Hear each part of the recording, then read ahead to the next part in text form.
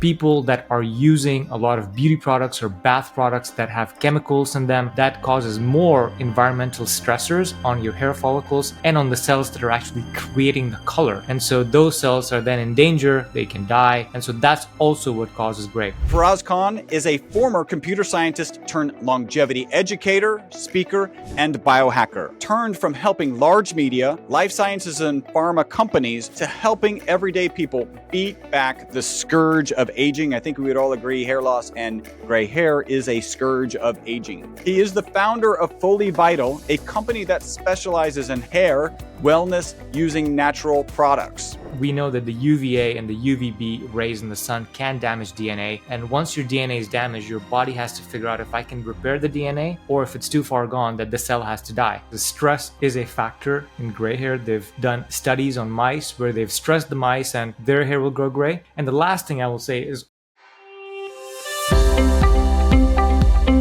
hi, my name is Chris Burris. I'm a longevity expert and the chief scientist at a lab focused on a longevity molecule. My primary focus is to help people live longer and better lives with science. Make sure to subscribe and share so you and your friends can live longer and better. Well, actually, so you and your friends can live beyond the norms. Hi, and welcome to the next talk on our Uncovering the Secrets of Longevity, Live Beyond the Norms Health Summit. An estimated 50% of the population will have gray hair by 50 years of age. More than 80% of men and nearly 50% of women will experience significant hair loss. It is, in fact, a hallmark of aging, and this summit is about longevity and living beyond the norms. So let's dive in on how we can live beyond the norms as it relates to gray hair and hair loss with our next speaker. Faraz Khan is a former computer scientist turned longevity educator, speaker, and biohacker.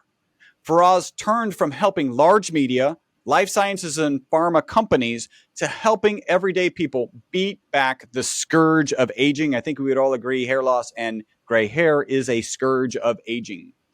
He launched his podcast, Anti-Aging Hacks, in 2019, where he interviews the top minds in longevity, anti-aging, and health. I am not saying I am a top mind, but I was on his show back in November of 2020. He is the founder of Fully Vital, a company that specializes in hair wellness using natural products. Faraz, thank you for joining us today. thank you for having me on, Chris. Appreciate it. Excellent. So we had a great chat before we got started. Before we get into your expertise right here, eliminating the scourge or a scourge of aging, what's your background and how did you actually come to be focused on biohacking in general? Totally. So I have an engineering background. That's what I went to college for. After college, I got a job in technology. I was building software platforms. And then I got into consulting, which was really cool to me because you got to go see different clients, see different applications, and help them with their business processes and getting their businesses further with technology. And so while that was really fun, I would go back once in a while to visit my parents who live in India. And every time I saw my parents, which was usually yearly or every year and a half, which was a long time, they would just look older to me and they would have more wrinkles on their face. They would be moving more slowly. They would be complaining of aches and pains. And I was guilted and shamed by my mother into the questions of why are you so far away from us? What is the meaning of life? Is this what we do? Like the kids just leave the coop and never come back? And as I was in that period of guilt, I started looking at, okay, how can I am where I am. How can I use whatever science has available for us to help them be their best, to help them be young as possible, so they can travel the world with me and we can do things for much longer as opposed to the age range that we typically think of where people start to decline in their 70s and 80s. And I started researching and the rabbit hole went really, really deep, Chris, with longevity and anti-aging and biohacking. And so I got so mesmerized and so in love with this new field of not only tracking your body and the inputs and the outputs, but also anti-aging and longevity that I quit my job, my corporate job, and I got all into this field. And I started biohacking myself, and I started a podcast. As you mentioned, you've been on my show. It's called Anti-Aging Hacks, and that's what I've been doing for many years. And now we have a hair wellness company. So here we are. That's pretty awesome. So I like your parents are guilting you for not visiting frequently. And your solution is, well, let me just let them live longer, and then I can still visit them at the same time, but I'll end up visiting the same amount of times because they're actually living longer. There I we go. like that is an engineering approach to the problem. Totally. I love it. So how did you end up focusing on hair, right? Because you have a website that's focused on hair. We're here talking about gray and losing hair. How'd you end up focusing on hair particularly? Yeah, it was very interesting. When I was in college, I was a soccer athlete and I thought I was really cool and confident. But in my third year, in junior year of college, I was washing my hair one time and I looked down at my hand and it's full of my beautiful hair. And I freaked out in that one moment. I went from a stress level of 4 to an 11 in 2 seconds. And I started asking myself some really existential questions of, where did I get this from? Why do I deserve this? This is abominable. Like, go away, And what I realized is that my father's side had really good hair genetics, and my mother's side had poor hair genetics. Meaning, all the three uncles on my mother's side were almost all bald. And so I went, oh my God, this is my destiny. I'm going to be bald. This is not fair. I don't deserve this.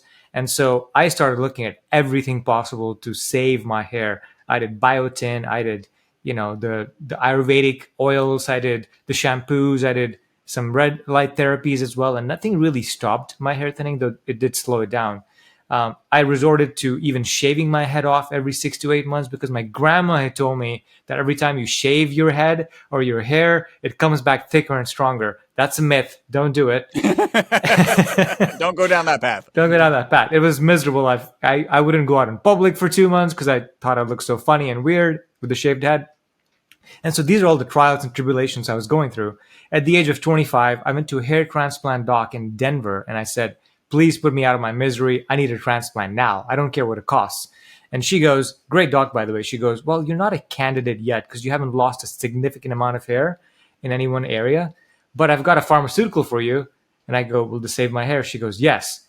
What else will it do? She goes, well, there's going to be some sexual dysfunction. And I go, hell no, I'm 25. I can't do this. So I politely say no. I go home. And then 6 days later, Chris, of waking up with hair on my pillow, I gave her a call and I said, I'm in. Give me the dang pill. And so she gave me the pill, which I used for 10 years. And then, like I said, when I got into anti-aging and longevity, I had access now to a lot of experts and doctors. And so I traveled to Thailand for this World Congress in 2019, where all the top minds in hair science had gathered.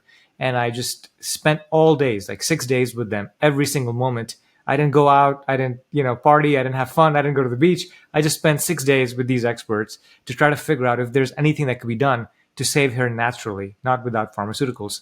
And the big realization, the big aha for me was this, that yes, it is possible to not only stop, but also reverse a lot of hair loss, not all, but you have to go at it you have to throw a lot of things at it. If you're not doing 2, 3, 4 things at the same time, you may not be lucky and you may keep losing your hair. So that was the big realization for me.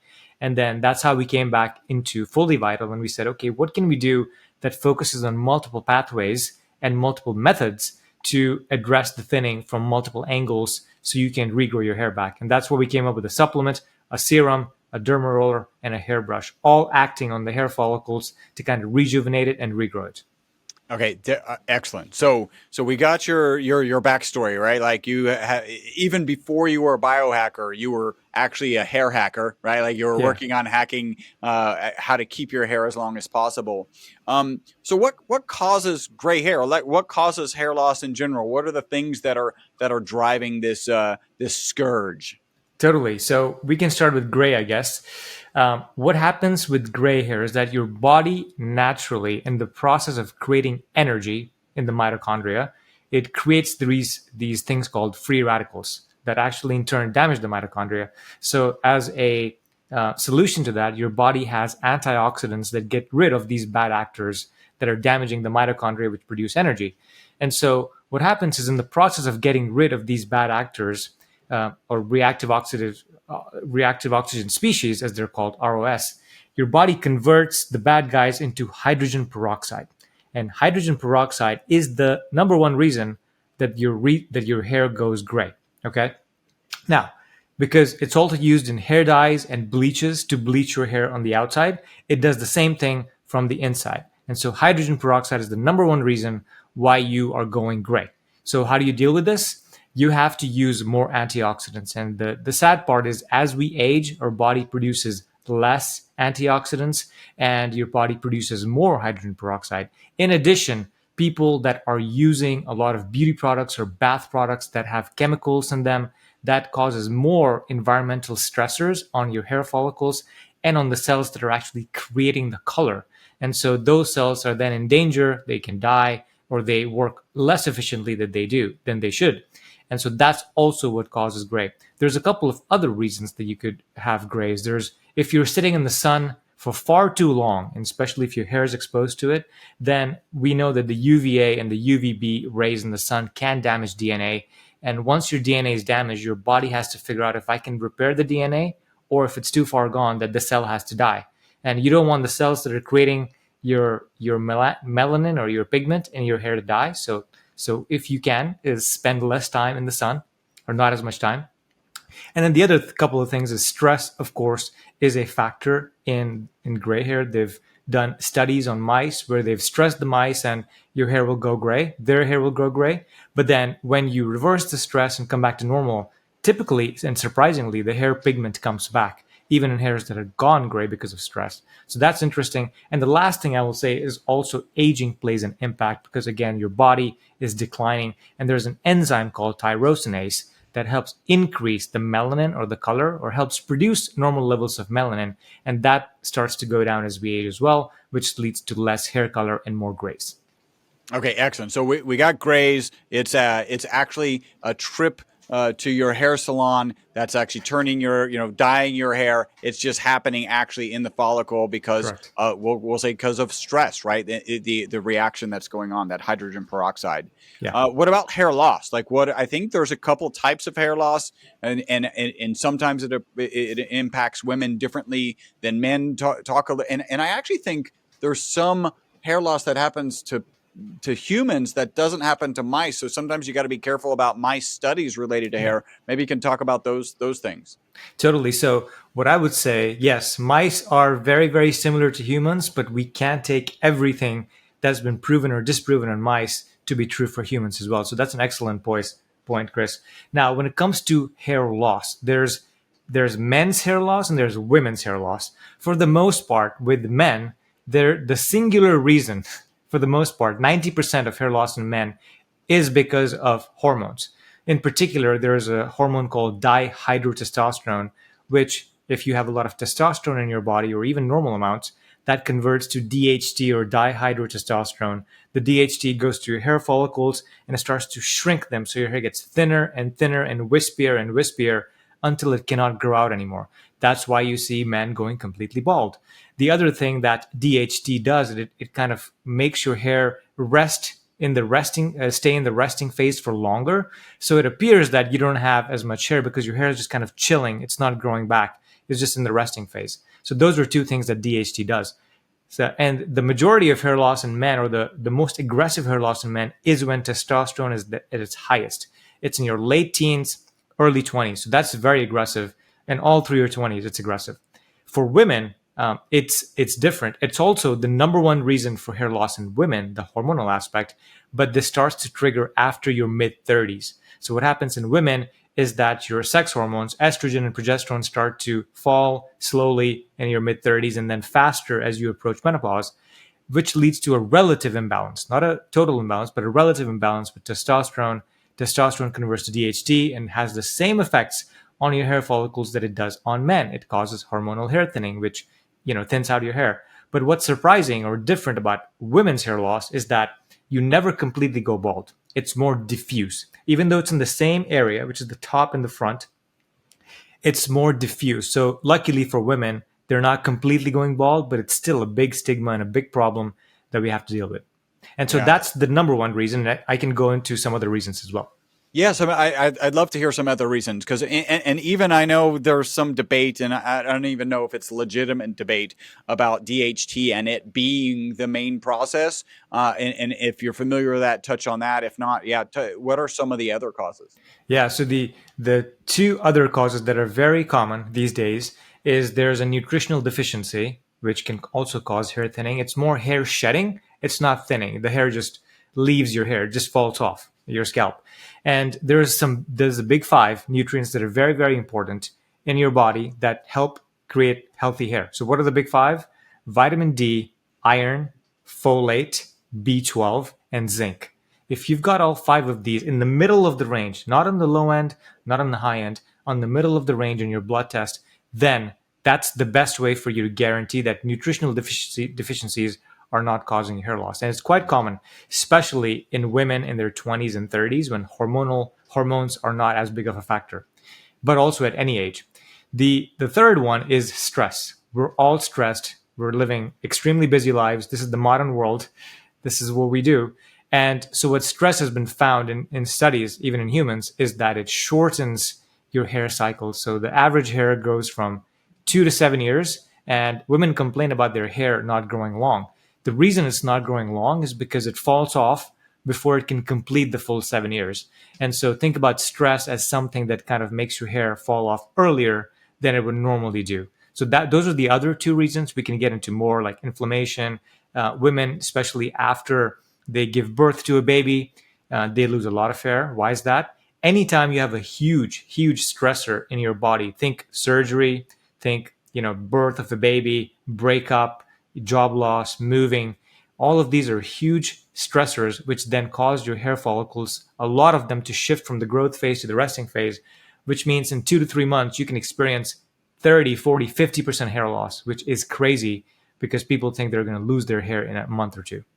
Yeah, I think about like our customers. We've got a product out there, and in one of the testimonials that we get from time to time is improvements in hair. And I've always thought about it addressing an underlying condition, right? So if your body's stressed, even if it's got, COVID was a big cause of hair loss, right? You like people probably started reaching out to you going like, what's going on with the same, 4 to 11 stressor that you experienced when the hair was in your hand in the shower, right? Yeah. And I've always kind of hearkened it to like hair and nails actually are almost exclusively aesthetic, right? So hair provides some shade to your scalp, right? And that's good to keep cancer away. So in terms of us living, it's good for that. But in general, it's really about attractiveness. And then if you're underlying stress, if it's a health problem or whatever, your body, if you want to personify the process, it's like, hey, we don't really need to look good. We just need to survive. So let's pull the energy away from the hair. Let's pull the energy away from the nails. And then when people, this is my thought process, start taking our product, they improve some underlying conditions, and then the body's like, hey, we can get back to that attractiveness. And that's kind of what you're talking about during a pregnancy. Like, hey, all hands on deck. We're not worried about being attractive at this point. We're just worried about surviving this pregnancy, or whatever the stressor may be. I guess that makes sense. Totally. I've had so many women write to us and call us after COVID. And in fact, I've had friends here in Austin, Texas, which is where I am, where I've met with them for lunch, and they'd had COVID and they were shedding hair due to COVID. And we sit down for lunch and I ask them, hey, how's it going? And you can see tears flowing down their face because they are so afraid that they're going to lose all of their hair. It's coming out in huge clumps. Again, to your point, when you have a big stressor, a lot of your hair shifts into the resting phase because your body's prioritizing core organs and prioritizing you actually being alive as opposed to feeding your hair and your nails. And so that's what shifts the hair into the resting phase. And after the resting phase, the hair has to fall out before it starts to regrow. And interestingly, if you go through a big stressor like this and you have hormonal hair loss already going on, what will happen is that all of your hairs will not grow back because the hormonal aspect is going to prevent some hairs from growing back. So especially if you have a big stressor in your life and you lose a lot of hair, it's all hands on deck at that moment. Even though this applies to some other cases as well, especially for hormones, but especially when you've lost a lot of hair, it's all hands on deck. You've got to do a lot of things together to get the best chances of growing it back. Hey, super quick break from the podcast. Hopefully you're loving it. This is a way you can support the podcast and take advantage of a great offer. We're offering 50% off of one of our MCT bottles. MCT is an amazing oil. Add the ESS60 molecule to it. It's even more amazing. All you got to do is leave a review on iTunes. Send us a notification that you've left that review. We'll get you a coupon code. That'll get you 50% off of our MCT oil and free shipping. Back to the podcast. Well, and I think you can go to the, the classic cancer patients as well, right? Like this Yeah, is, I think a lot of people don't think in terms of anti-cancer agent is actually a poison, and the goal is to poison the cancer before the healthy cells. And again, you can imagine that puts your body under a massive amount of stress, and yeah. your body's just like, we don't need the hair, we need to focus on whatever healing we can to survive. So that makes sense. And you, when you were talking about the tier, I think there's something that goes unknown. Like men are always, they're bald, and there's a lot of them, and we think of this as most often a male problem. Although you with your audience, maybe you're seeing a different thing, but I think it impacts women a different way. I think that the beauty associated with hair is so much more important, right? We're just getting older and we get distinguished. Even I imagine you may have shed a tear or two back in the day with hair going, but Many. for women, it really can be a traumatizing experience. And so, yeah, you have to deal with that as well. All right. Okay. So it turns gray and it falls out. And so what can we do about it? How do we slow it? Let's just talk about gray first. How do we slow or reverse gray hair? Totally. So there's multiple things you can do. I would say there's a 3-step process for you to reverse your gray hairs. Number one is free. Live a stress-free lifestyle if you can. Eat healthy, be healthy, sleep well. That's the best thing you can do to delay grays. Now, the second one would be we need more antioxidant support because hydrogen peroxide is the number one reason for you going gray. And so any supplement that can help increase levels of catalase or glutathione in your body, along with other things that are helpful for gray hair, can be very beneficial for you. And we can talk about what those are. And the third thing is also a spot treatment can be very, very effective. So using a serum that you're applying directly to where hair is growing gray. And what does the serum need to do? It must increase tyrosinase, which is the enzyme that helps your cells create more of the color. And so if you can do those 3 things, and we can get into what the details might be in all of those, then you have a fairly good chance of not only containing or reducing the speed at which you're going gray, but also starting to reverse it because now you're addressing some of the root causes. And then in addition, when you talk about it's the DNA damage that's happening to our bodies all the time when we're in the sunshine, or even just you using chemicals or shampoos that might have Or parabens talking on or one of these, a cell or phone. the cell phones, EMFs. Yeah, it's all around us. And so your DNA can get damaged. And so using targeted agents that can help heal DNA more quickly, there's certainly supplements that can help do that. And we've included some in our product as well. And so those are things you can do all together. But if you're early on, let's say that you have a handful of gray hairs, then the strategy would be that you again get your life in balance, sleep well, eat well, reduce your stress, and then maybe you can just use a serum because it's only a few hairs. You can apply that topically and get rid of that problem in 1 or 2 months. If you have about less than 30% gray, 0 to 30%, then I would go a little bit stronger. You have to use a supplement and serum to get it back. But if you're looking at, watching this interview and you're 100% gray and you've been for a while, then there's little that we can do. It cannot go back all the way. So that's something as well. Aging is something at some point it's not easily reversible right now. Right now, yeah, we've got to, and you're talking about topical, right? So addressing that hydrogen peroxide. Is there any value? So I imagine there have to be some treatments that are subdermal, right? And I don't know, like there's multiple layers. Do you talk about like how those types of treatments might be different and might have a different impact? Totally. If you're referring to subdermal mean getting past the skin barrier, Yeah. what we do in our topical serum is that we've combined very strong antioxidants that are used in the industry, so they're completely safe, but also agents that or plant actives that help increase tyrosinase, that help reduce the stress on your hair follicles. And the question is, how do you get them past the skin barrier into the hair follicles where they need to go? So there's solvents that are also safe, but that are used in the not pharmaceutical, but cosmetic industry that help you penetrate the skin barrier. And the other thing, so that's important, is to get past the skin barrier, which is what we solve by, there's multiple agents out there we use ethoxydiglycol in some of our formulations.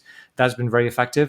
And then the other thing that's very interesting, Chris, about a topical solution is that you have to be consistent every single day, at least every single day. Sometimes you can miss a day or two, but try to be consistent as much as possible, because it's important to get all the support that you can early on so that you can reverse this. Now, we'll talk about this for hair loss as well. But if you can commit to 2 or 3 months of consistency, and the only way you can be consistent is if it doesn't mess with your hair.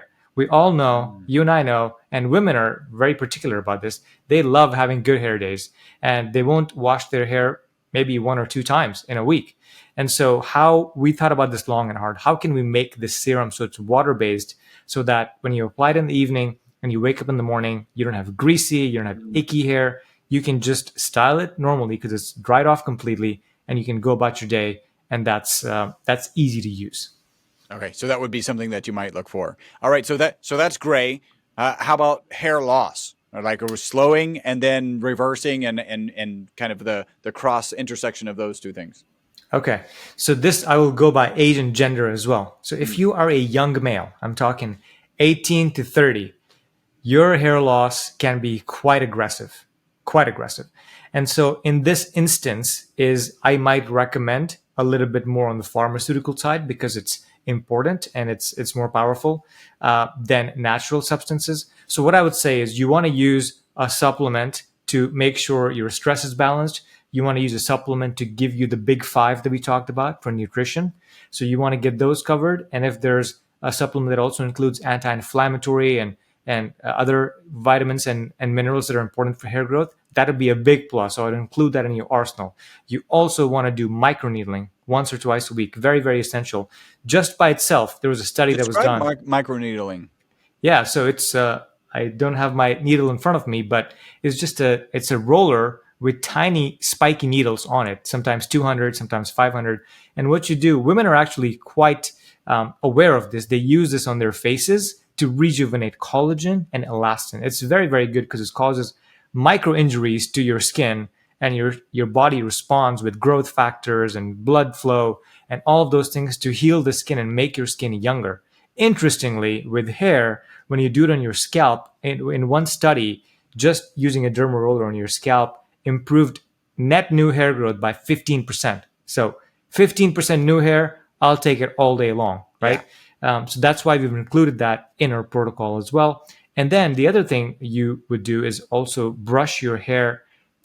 You've heard grandma probably said to you and me, or my grandma did, to brush your hair 100 times every single night. Well, we think she meant brush your scalp, and we think she meant brush your scalp vigorously. So if you can get that vigorous brushing, that will bring a lot of circulation, blood flow, vitamins, nutrients, minerals that are very important to hair, and will ultimately give you healthy hair. So for a young man, 18 to 30, you want to use a supplement, and I would actually recommend a minoxidil 15% topically for that, and then a derma roller and a hairbrush. Past 30, you can have good results with all natural, so you can replace the minoxidil 15% with a natural hair serum if you prefer.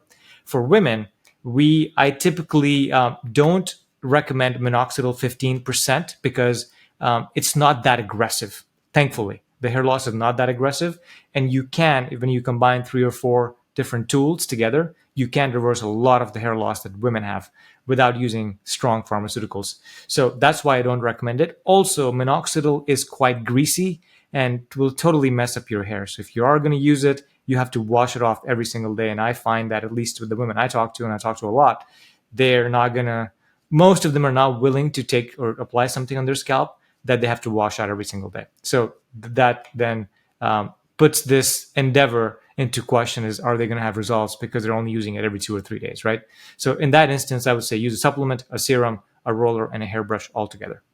Excellent. And I've heard that there is some research behind red light therapy. Can you talk a little bit about that? And I think you said you played around with that in the early days.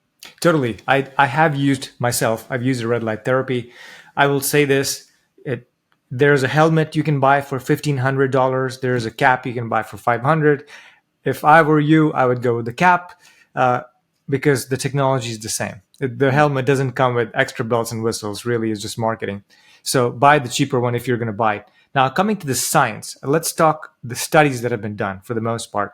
I'm friends with people that are in the hair science, and they've brought to my attention that a lot of the studies that have been done specifically for hair and red light have been in the transition between summer and fall. Well, what else happens in the summer and fall? Humans naturally lose about 15% hair or shed as we transition from summer into fall.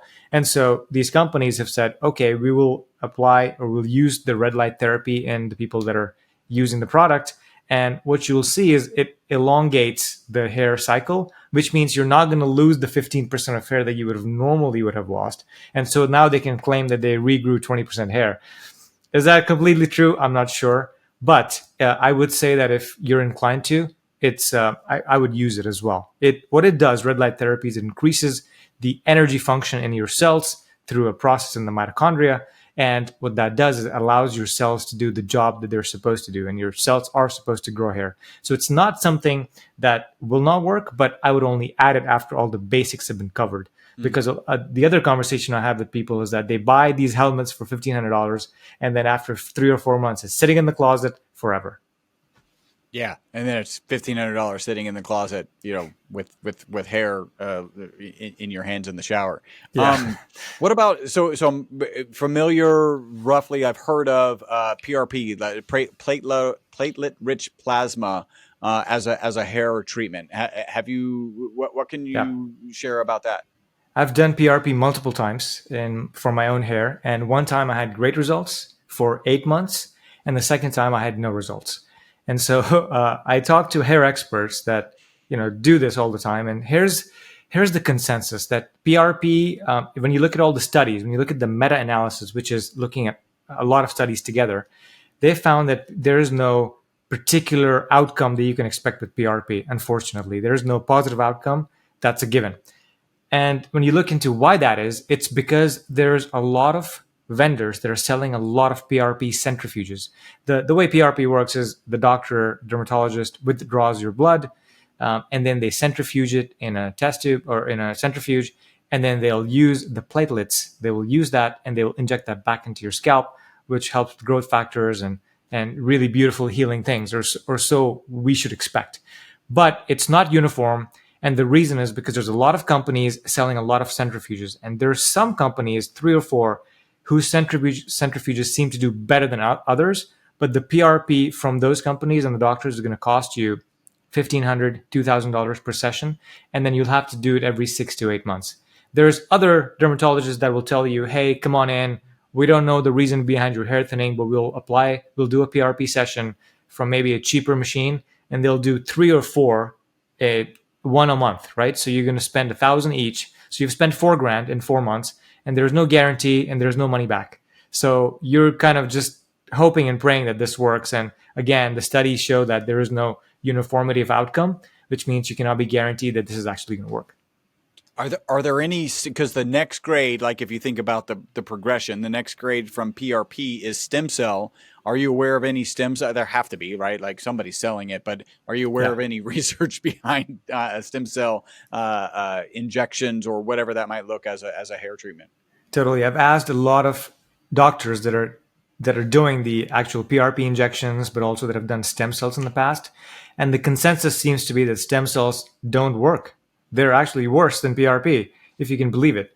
Wow. And so I don't recommend anybody to get stem cells. If you are going to get a regenerative treatment that you're inclined to spend money on, then I would probably recommend exosomes over stem cells and also over PRP. Because one of those, even though it's going to be more pricey, if you get 5 millimeters of exosomes, it could be $3 to $5,000, depending on which doctor you go to. But it looks like initial data seems to be better than PRP and certainly better than stem cells. But again, no doctor is going to give you any guarantee. So you have to make sure that you're willing to burn that money if it doesn't work out. And then what are exosomes? Kind of walk us through that, please. Totally. So when you inject, let's say when you inject stem cells into somebody, what happens is the stem cells release these factors. These are basically vesicles or little vehicles or little cells that are going in and doing the job. So the stem cells are the quarterbacks that are going to throw the ball and there's a bunch of receivers running downfield. So they're going to catch the ball and they're going to do things with it, right? They're going to heal your body. They're going to tamp down inflammation, which is what exosomes are pretty good at, stem cells as well. But that's why doctors have said, well, we don't need the stem cells to get to the exosomes because that's what stem cells are going to do anyway. What if we can just get to the exosomes and then inject that? The other advantage of that is that stem cells, especially if they're from somebody else, then they have different genetic material or different DNA, which some people may not want. And so exosomes are safer because they don't have any genetic material, but they are what stem cells secrete in your body anyway. So that's why there's a lot of buzz around exosomes. And I have talked to doctors that have done exosomes, and some have seen great results. Okay, so that is something that's probably a treatment down the road, better than stem cell, maybe equivalent to PRP, but we don't know. And I've also heard, I think this is the last one, peptides. What are there peptide solutions? And then I'll open it up to like anything that I've missed. What are some of the peptide solutions, and what are their efficacy? Totally. So there are some peptides that you can apply to your scalp and that have some interesting data on them. It's very hard to know what the percentages are for these different peptides to work. One of them is copper peptides, which have actually proven, at least initially, good at blocking DHT levels. Copper peptides have been proven to do that in a study, which means that they help deal with hormonal hair loss. But also, copper peptides are very good for collagen and elastin synthesis. So they are helping rejuvenate your scalp, which can produce better hair, which can do more of the job that it's supposed to do because now it's presumably younger. So for that reason, we've included copper peptides in our hair growth serum, which is fully vital. But there's also other peptides out there that you can use. Some of them had weird long names. There's TB500, and there's others that people use, PTD, something else. I forget the full name. But you could probably use them. The challenge is that they're quite expensive. So for a month's supply, I think some of them run about $150, and you have to rub them every single day on your scalp. There is no agreement on the right percentages. There haven't been a lot of studies done on these. So while I do think they are promising, I think that there are more other ways for you to be more economical with your money and get the results that peptides would get you. So yeah, maybe too early on the peptides. I did see one place that they were doing with copper peptide some injections. Is that any top of mind for you? Is there any? Does No, that ring any bells? I'm not aware, but like I said, copper peptides are advantageous for hair thinning and they fight DHT, so I'm a big proponent. That's why we've included them. And the reason they might be doing injections is to get past the skin barrier, which makes a lot of sense to me. I haven't seen that study or I haven't seen the group that's doing it, so I'd be curious of what results they're getting. Yeah, very cool. All right. Hey, so real quick, because you talked about, I don't, have you talked about kind of internal treatments? I think mostly we've been topical. Talk a little, I think you've touched it, but compare and contrast like topical versus consumable hair graying and hair loss treatments. Yeah, totally. For hair graying, there's very little out there on the market. When you look on Amazon or you look online, there's people selling these supplements that have 2 stars out of 5. And so you go, clearly that's not working, right? So I'm not going to buy that with my money. And so I haven't seen a good supplement for hair gray or that can reverse hair gray. What we do know, and we've launched one, and so what we do know is there's multiple pathways with which your hair is going gray. We talked about hydrogen peroxide being number one. We talked about lack of antioxidants being number two.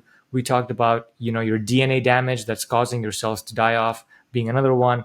And then aging, which, reduces the function of your body. And stressor, number 5. So anything that you use that's consumable should go after all of those pathways. And so we've designed our supplement to balance your stress levels, give you the nutrition that's most commonly associated with reversing gray hair, like PABA and B vitamins, which are very good. Also reducing stress with ashwagandha and L-theanine. Also helping balance hydrogen peroxide levels with a precursor to glutathione, which is L-serine, but also including alpha-lipoic acid, which is a very strong antioxidant that can just suck up a lot of the hydrogen peroxide. And it also crosses the blood-brain barrier and has good effects in the brain, as shown by studies. So again, this is our best bet at what's going to help you in a consumable format. And I can't speak to anybody else because I don't see anybody having great results yet.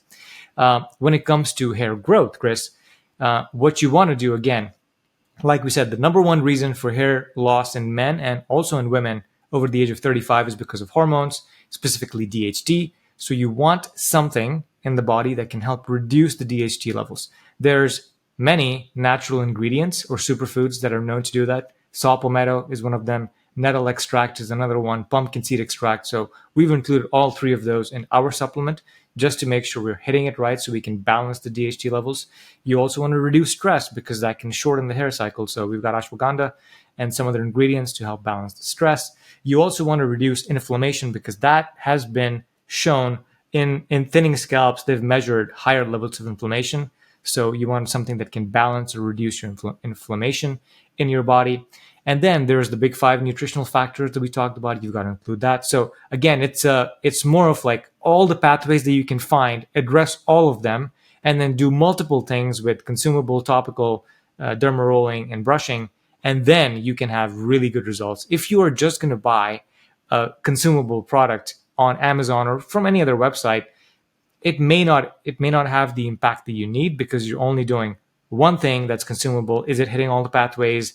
Is it hitting the reason for your hair thinning? It's hard to say, and that's why there's so much confusion in the online world. When you go to, see reviews for a product, you see some people say I had great results, and some people say this is a 1-star, it sucks. So there's no uniformity, I guess, in results, and that's what I would look for in a consumable. Kind of the overriding impression that I'm getting here is a young man who wanted to throw the kitchen sink at hair loss and then has figured out how to throw the kitchen sink at hair loss. And that's what brings you today, right? Yeah. Well, that's why I still have hair on my head. When I was in LA, this was only 5 years ago, I had resorted, because in LA you get judged immediately by the way that you look. And so I'd resorted to using these black hair fibers. They're made by Topic. Yeah. I don't know if you've seen them. They're made by Topic. And so I would put them in my hair so people couldn't see my scalp. I was that worried about how people would judge me if they saw that I was, losing my hair. And luckily, thankfully now I don't have that problem because now I know what to do about it. That's pretty awesome. Excellent. All right. So I've got some wrap up questions here. This is a longevity summit, right? Your expertise is hair, so we're not expecting any particular expertise, but I got to throw out there, what target age do you want to live to? This is a great question, Chris. I think that what I'm realizing, I'm in my early 40s, and what I'm realizing that life is very interesting. There's sadness, there's joy, there's all different states that people experience, and nobody that I've met is truly completely happy all the time. And so my answer to you is that if I can be happy and productive and have something I'm working towards, then I would like to stay alive for as long as possible, as long as I can. But if I'm just sad and miserable, then I don't want to be around. And so I don't have an answer. I don't know, 150 may seem doable, but I better have something that I'm doing from 120 to 150. Otherwise, there's no point of living to 150. And do you have an impression? So good, I jotted down 150. Do you have an impression? How long do you think humans could possibly live? Do you in your mind, it's like, there's no way humans could live past whatever the number is? Totally. So I've got two answers for you. The first one is research that's coming out of many labs, but also Dr. Sinclair's lab, in which they've shown that you can now do cellular reprogramming. So that means they can regenerate or reprogram any cell to be 25 years old. So you and I could be 25 in a body of a 25-year-old, hopefully with the maturity of our age, but a body of a 25-year-old for a long, long time, like probably forever. And so if you use that metric, then I guess there is no limit because all of your cells are regenerating and they're being done very, very carefully. So you could presumably use this carbon body, organic carbon body, and live forever. The other argument would be that no, the human body is going to disintegrate. Your bones are going to fall apart. Your skin's going to fall apart. The collagen can't keep your organs together. And so this is the next question is, well, how else are we going to do this? Are we going to start replacing human arms with, machine parts? Are we going to become part transhuman? Are we going to now have our consciousness in the cloud? And so it doesn't matter if we die, we can just come back in a different body or a different machine or cyborg. That can get very interesting because we're no longer completely human. But I would assume there's already a transhumanism movement. I would assume there's millions of people that are interested in living that life. I haven't decided if I want to be half cyborg yet. It's interesting you use the word cyborg. I've heard somebody talk about this, right? Because part of us is like, oh, cyborg, that's way off, right? Like that's way off, right? Except my dad had a pig valve. My dad had knee replacements. We all know somebody who has knee replacements and hip replacements. Like it's kind of already here, right? Mm-hmm. Like where we've got, man-made parts in humans and allowing them to function. There's some step that we're missing that stops us from thinking of it that way. All right, here, next question. What are 2 to 3 protocols, habits, mindsets, let's call them shortcuts because everybody likes shortcuts, for longevity and a long health span that you would like to share? Yeah, totally. My parents were just here visiting me for the last 2.5 months, so I saw a lot of things firsthand and gained a lot of wisdom from them. The first one I would say is that you've got to have a purpose in life. You've got to have a purpose. I was talking to my friend whose father was retired, and he says, man, my dad's been miserable for the last 5 years. And recently they were buying a property, so he got his dad involved in the deal. And for 3 months, his dad had been the happiest he had seen him in the last 5 years. And he goes, oh my God, I wish I could just buy a property every 3 months. And so having a purpose is going to be a huge factor in you wanting to wake up and wanting to live longer. So that's number one. Number two, I think your environment, at least for those of us that are, mortal and haven't ascended like spiritual masters, your environment is very, very essential to the way that you think. If people say that you are the sum total of your 5 friends, it's absolutely true. So you've got to find friends that are as excited about longevity and healthy living and anti-aging as yourself. That's number 2. You've got to have that in place. And then number 3, you got to do all the right things. And there is a plethora of things we can talk about, but this is all dealing with the physical body. So sleeping right, managing your stress, eating good, exercising, then using supplements, then using, the regenerative therapies and products like yours, Chris, the Carbon 60, and more products that help you, give you a chance at physically being rejuvenated and meeting where technology is going to come in the next few years. Awesome. All right, Faraz, how can people contact you? Totally. So if you're interested in hair growth, gray hair, and hair wellness in general, then make sure to go to fullyvital.com. And if you're interested in anti-aging and my podcast, then I can be found also. The podcast is called Anti-Aging Hacks. All right. And what in the near future are you excited about? What gets me really excited about the field that you and I are in, Chris, is the cellular reprogramming. It's the ability for you to go into any cell and bring it back to, let's say, a 25-year-old body, and living in that space with unlimited energy and vitality and zest for life and the hormones that we have at that age would be pretty cool. So I am awaiting, crossing my fingers for that to become a reality, as I'm sure are a lot of other people. Excellent. All right. You can find him, website, fullyvital.com. Interesting that we have similar names, MyVitalC, fullyvital.com. And check out his podcast, Anti-Aging Hacks. Faraz Khan, thank you so much for joining us today. Thank you, Chris. Appreciate it. I hope you enjoyed this episode of the Live Beyond the Norms podcast. Make sure to subscribe and follow. Also, make sure not to be that guy, the guy sharing this podcast with people who are not interested in living beyond the norms. If you would like to learn more about the ESS60 molecule, the molecule responsible for the single longest longevity experimental result on mammals in history, a full 90% extension of life, visit myvitalc.com. That's myvitalc as in carbon.com.